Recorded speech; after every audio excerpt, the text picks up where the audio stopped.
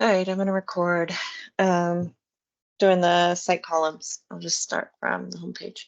So you're going to come, yeah, republish that later. You're going to come up to your gear and you're going to go to your site settings. You go to site columns. And we're going to create. I might actually, let's go take a look. I might actually. So I'm just going to create two right now. One that's districts. And actually, I'm going to use something different. I'm not going to have to create that one. That one we're going to use metadata. And then the other one is school year, which I might already have as a custom column. No, I do not. But I do have school district. Let's take a look at that. That's a main column on PD One Stop. So let's see. Let's go ahead and create school year.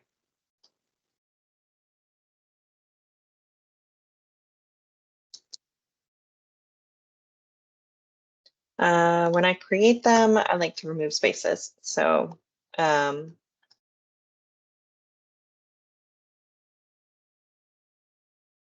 you can always go in and edit right after. Just gonna start with this current year. I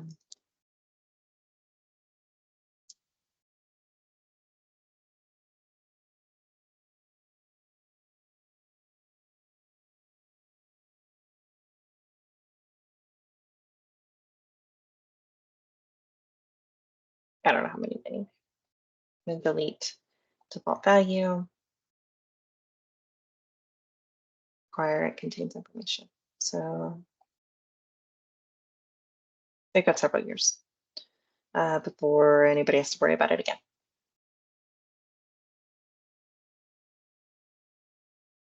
I say okay to create it. Now I'm gonna come down here to my custom columns category.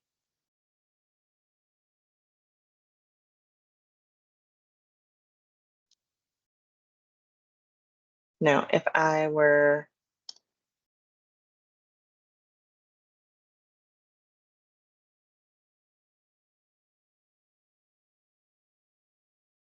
thinking straight, I would probably one day create this at the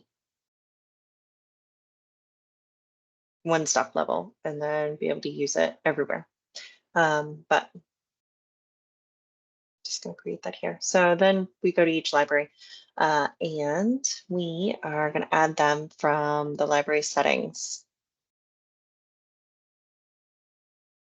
Add from existing site columns instead of creating a column because the column already exists. We're just adding it to this library. So add from existing site columns. And you can either filter to a group, school year. Let's add this one and just take a look at what that is.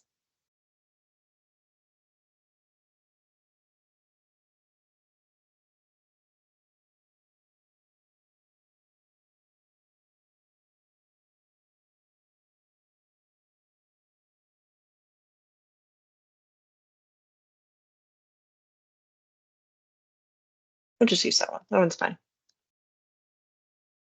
Oop, I meant to require it.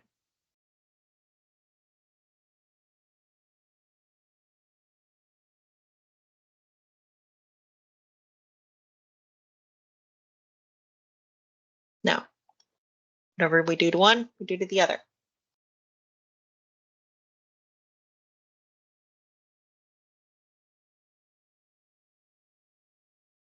Add from existing site columns.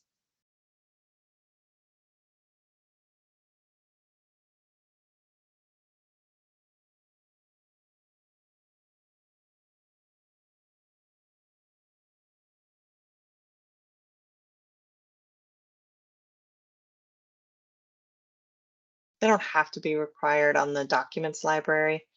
So I guess I could go back and change that.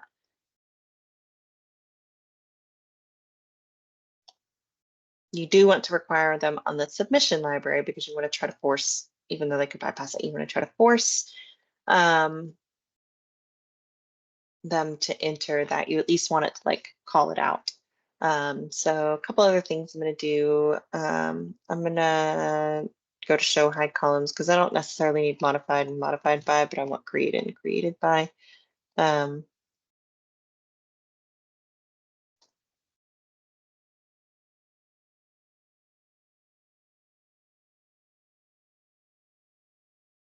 going to not require this. Same thing here.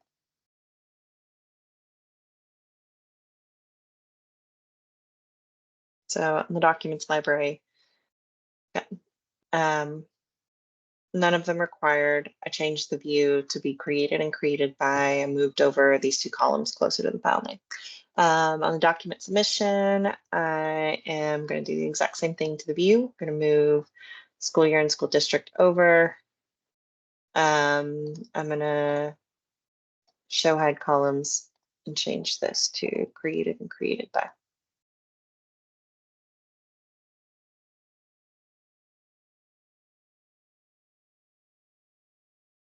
And that way, you see them here.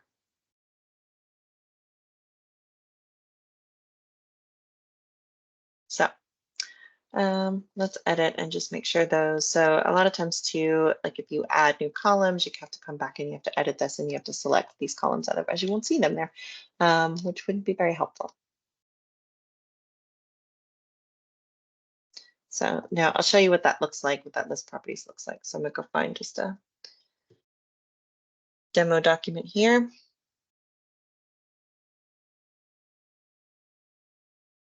Pop that in there. Okay, so sometimes this pops up, which is beautiful, and that's great. There for a while, it was not. That's why I started putting these list properties. I don't know if it's going to continue to pop up or if it's not. So we're going to continue to put list properties over here. If it pops up, they can adjust it from here, obviously. But what the instructions say is to click either in the yellow or you select that, and you'll see that now it's over here. So they can change the file name, they can select the year from here, they can select the school district from here. So it displays whatever is selected. Kind of cool. I like it. It's a good alternative if it doesn't pop up over here on the right-hand side, which it had stopped doing. So, okay, so that's how you add the columns. And again, they have to be exactly the same in both libraries in order for the move step to work in the workflow. So that's why we do it as cite columns and then add them to both libraries. So you create them as cite columns, add them to both libraries. In theory, that makes them the same. Every now and then the workflow will still throw a fit, but we'll cover that in the workflow video.